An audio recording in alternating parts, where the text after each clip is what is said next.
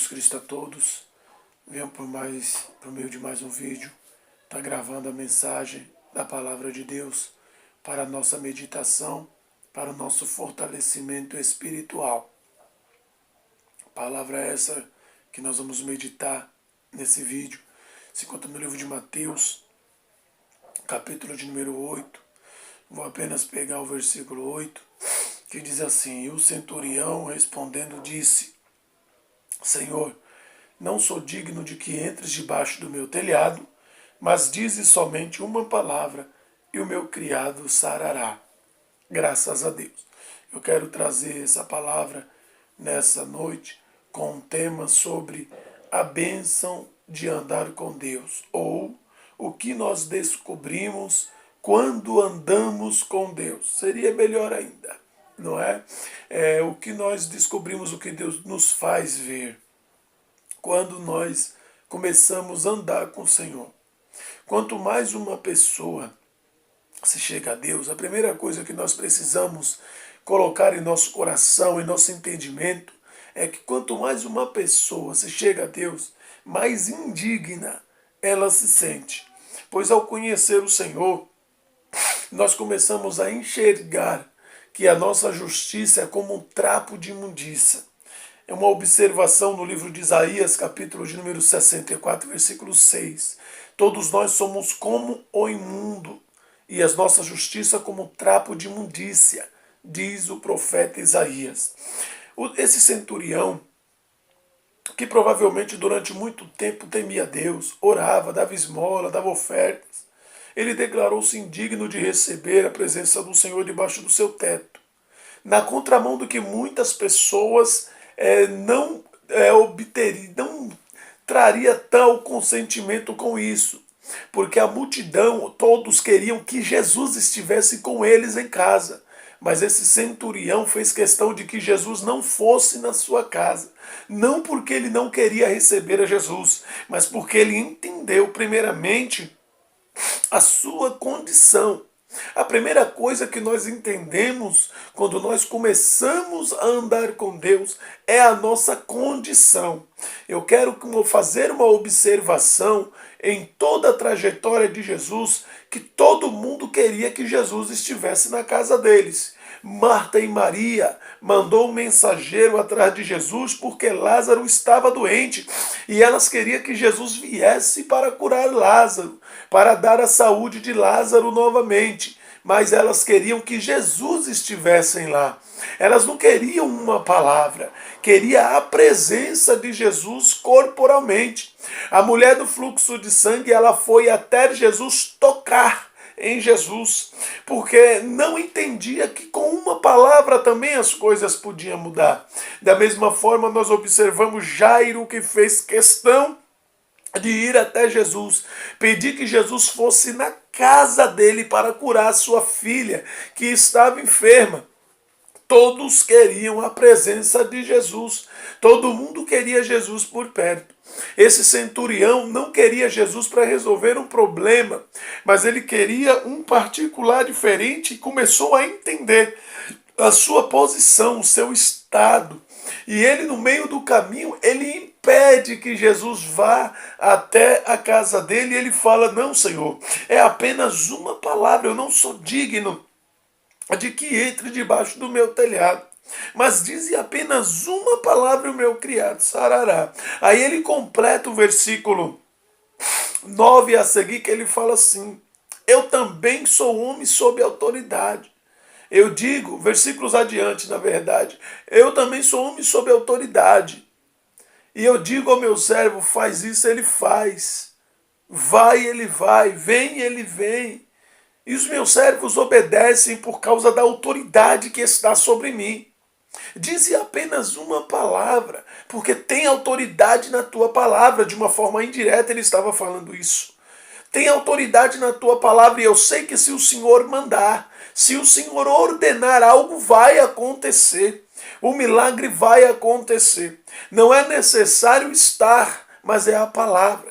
É o que a igreja precisa entender, que o poder está na palavra. E Jesus Cristo, ele disse à igreja: em meu nome, vocês vão expulsar demônio. Em meu nome vocês vão curar os enfermos. E muitas das vezes nos deparamos com pessoas que ainda não aprendeu a orar, que ainda não aprendeu a usar a autoridade que Deus nos deu. E quando eles vão orar, eles pedem para que Jesus expulsa o demônio.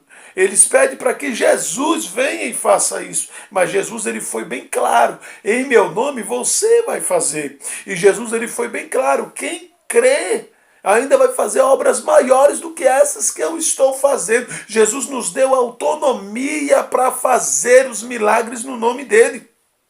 Jesus nos deu autoridade para ordenar a principados e potestades que caiam por terra da nossa vida, da nossa casa, e isso tem que acontecer. Mas é necessário que os servos do Senhor aprendam a dar a ordem, aprendam a tomar a posição de servos na casa, de mordomos na casa, e colocar em ordem o que está fora da ordem, e arrumar o que está desarrumado, porque Deus é um Deus de ordem e de decência. Deus não é um Deus de bagunça, e nós precisamos colocar em ordem a nossa situação, a nossa vida espiritual diante do Senhor e começar a repreender todo o mal na nossa casa. Quantas casas destruídas, quantas famílias devastadas, tudo isso porque não entenderam ainda o projeto de Deus, não entenderam a dimensão da autoridade que Deus tem dado sobre essas pessoas para ordenar no mundo espiritual que todo mal bate em retirada, e assim deve acontecer, e assim tem que acontecer. Mas o primeiro passo que nós devemos entender e andando com Deus, não é que nós temos autoridade para fazer, é reconhecer primeiro quem nós somos. Porque o centurião, primeiro ele disse, eu não sou digno. Eu não sou digno de que entre debaixo do meu telhado. Não, peraí, é entender quem eu sou.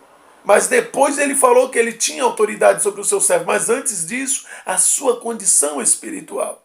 Aquele que anda distante de Deus não consegue enxergar as próprias falhas. Quem está distante do Senhor não enxerga o próprio pecado, o próprio erro. Aponta todo mundo, acusa todo mundo. E fala que não quer ser igual a fulano. E chega a apontar pessoas. Para ser igual a fulano, prefiro não ser. Para ser igual a ciclano, prefiro não ser. Tudo isso porque não tem identidade própria. Anda distante de Deus, julgando os outros e não julga a si mesmo. Livro de 1 Coríntios, capítulo 11, versículo 28. Examine-se, pois, o homem a si mesmo. Nós devemos fazer um exame da nossa vida e ver a nossa condição diante do Senhor. Normalmente, as pessoas que andam distante de Deus vêem erro de todas as pessoas. E se dependesse dessas pessoas, todo mundo já estaria morto. Seriam arrancadas à face da terra.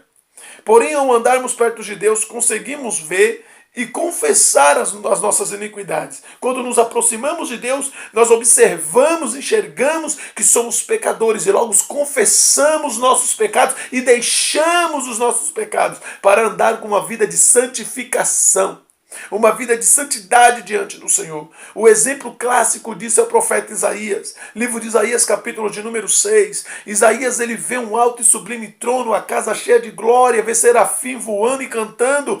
E Isaías não se gloria de ter tido esta visão, não. Antes ele cai sobre o seu rosto, ele fala, ai de mim que vou perecendo, eu vou morrer, porque sou pecador, eu sou um homem de impuros lábios e habito no meio de um povo de impuros lábios, eu sou um homem pecador e habito no meio de pecadores, eu vou morrer. Ele enxergou a sua real condição. Quando isso acontece, vem um anjo com a tenaz, com a brasa viva, tirada do altar, e toca na boca do profeta e fala, o teu pecado foi perdoado. Aleluia, glória a Deus. Quando nós confessamos o nosso pecado, quando nós enxergamos quem de fato nós somos na presença do Senhor, aí vem a parte boa. É que Deus ele se mostra quem ele é. O centurião era temente a Deus, vivia jejuando, orando e tudo que era seu, propriamente, claramente nós observamos no texto que era como se fosse dos outros também. Por isso, quando pediu ajuda, ele teve uma resposta direta de Jesus. Que Jesus ele falou para ele, eu irei. E é uma das poucas pessoas que eu vejo Jesus falar assim, eu irei. Jesus se dispôs a ajudar esse centurião. porque ele era um homem piedoso, ele era um homem voltado para ajudar o próximo, era um homem de bom testemunho, era um homem de caráter diante da sociedade. E Jesus quis abençoar a vida dele.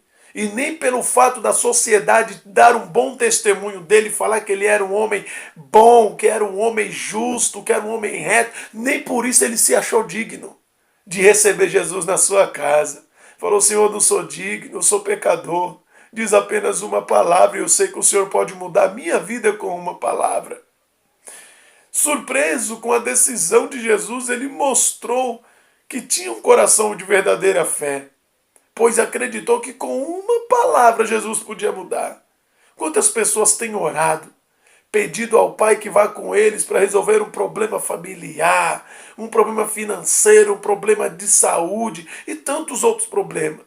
No entanto, de que forma Jesus atenderia esses pedidos? Se não entender, se não esse povo não entendesse, ou se não entendem a real condição.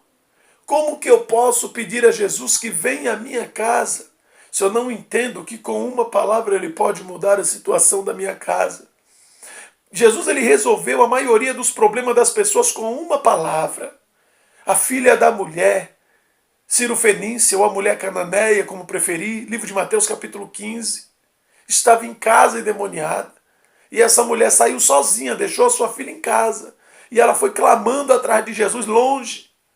Quando Jesus ele viu o tamanho da fé daquela mulher, com uma palavra ela recebeu a vitória dela, a filha dela foi liberta de casa longe. Jesus não foi na casa dela resolver o problema. Com uma palavra, Jesus resolveu o problema dela. E com muitas outras questões, com uma palavra, Jesus resolveu o problema de muita gente. E com uma palavra, Jesus pode resolver a tua vida. Com uma palavra, ele pode solucionar o problema na tua casa. Com uma palavra, Jesus Cristo pode virar o teu cativeiro, se tão somente crer, se tiveres fé, tudo pode mudar na tua vida. Mas primeiro devemos entender a nossa condição, porque a palavra de Deus nos exorta que aquele que confessa e deixa o pecado alcança a misericórdia do Senhor. O melhor dessa vida é andar com Deus. E quando nós andamos com Deus, nós deixamos o nosso eu.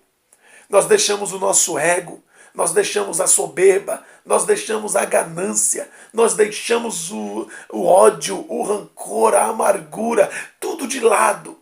E nós andamos com Deus com alegria. A nossa tristeza se transforma em alegria. O nosso ódio, rancor, ira se transforma em amor e misericórdia, porque Deus é amor.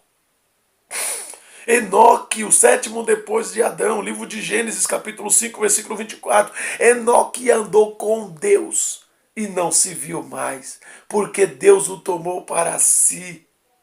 Deus se agrada de todos quantos têm no seu coração um desejo de andar com Ele, de ter um compromisso real com o Senhor, de ter uma vida firmada com o Senhor, firmada na palavra do Senhor, uma vida no temor do Senhor, uma vida de fé, de entrega à palavra do Senhor. Deus ele se agrada daqueles que se entregam ao Senhor, deixando de mão a vida do mundo, a vida do pecado, do vício, a vida da prostituição e andar com uma vida de santificação na presença do Senhor. Da mesma forma, meu irmão, esforce-se para cumprir o que a palavra de Deus tem falado no seu coração. Não é Deus que vai cumprir a palavra dele na tua vida. É você que tem que viver a palavra de Deus.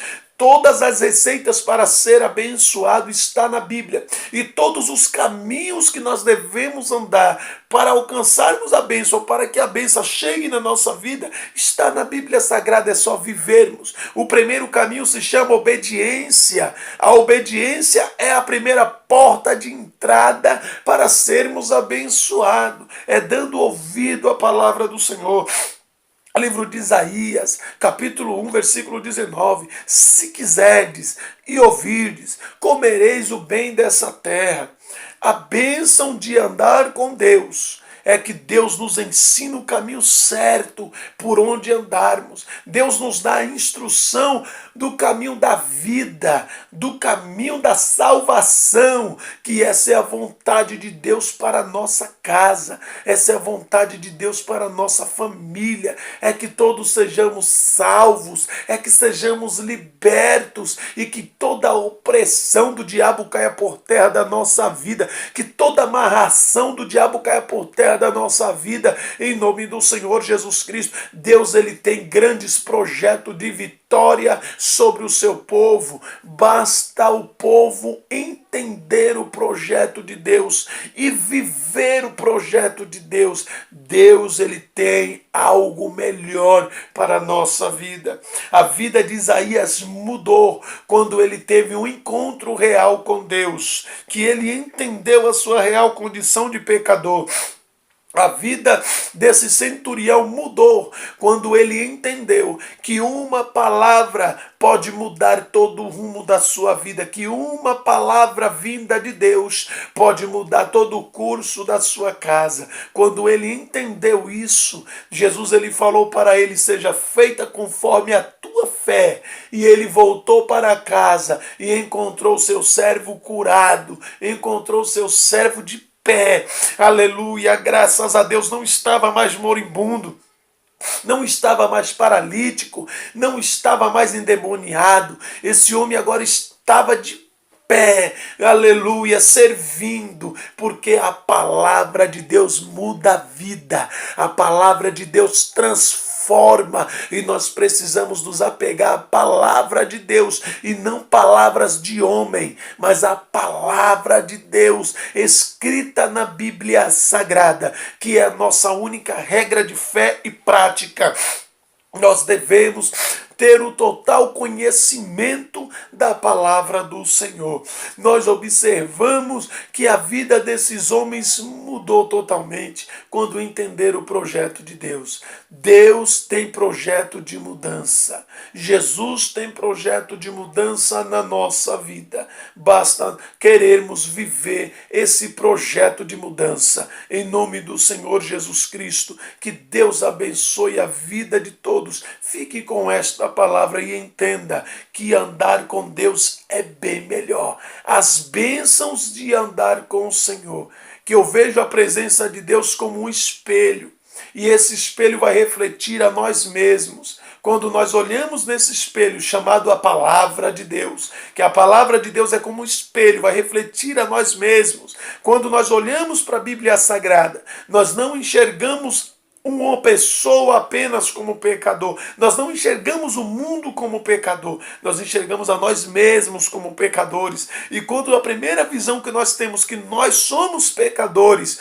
nós não vamos condenar aqueles que são também pecadores, mas nós vamos confessar e deixar o nosso pecado e ensinar o caminho da salvação para aqueles que também ainda não ouviram, para que sejam salvos na pessoa bendita de Jesus. Quero aqui abrir um parêntese e deixar claro que eu não estou falando na questão de aceitar pecado de ninguém. Não estou falando isso. Muitas das vezes as pessoas entendem errado e pensam que uma exortação está condenando, está julgando. De maneira nenhuma. A Bíblia fala que se tu vê o teu irmão no pecado e você não exorta ele, você também está errado, você está cometendo pecado. Se nosso irmão está no pecado, nós devemos exortá-lo para que ele venha abandonar o pecado e entrar no caminho da vida. Condenar é diferente de exortar. Condenar é lançar a pessoa na condenação, não orar pela vida da pessoa, não ensinar a pessoa acerca de nada e só lançar críticas que joga a pessoa no desânimo. Isso é condenar, mas exortar não. Exortar é mostrar na Bíblia que a pessoa está errada, é mostrar na Bíblia que Deus não se agrada de tal coisa e assim ganhar os nossos irmãos para a verdade da palavra de Deus numa vida de santificação. E Deus, ele se alegra quando nós nos exortamos uns aos outros, quando nós andamos em santidade, porque Deus, ele só vai se manifestar aonde tem santidade, aonde tem paz, aonde tem comunhão, aonde tem união. Aí a presença de Deus irá se manifestar. Porque a bênção de andar com Deus é isso, é que não falta água, não falta pão, não falta azeite, não falta unção, não falta nada na presença de Deus. Na presença de Deus tem saúde, na presença de Deus tem alegria, tem vida em abundância, graças a Deus. Que a graça e a paz que há no Senhor Jesus Cristo esteja sobre a tua vida, esteja sobre a tua casa, sobre toda a tua família, em nome do Senhor Jesus Cristo. Amém. Glória a Deus.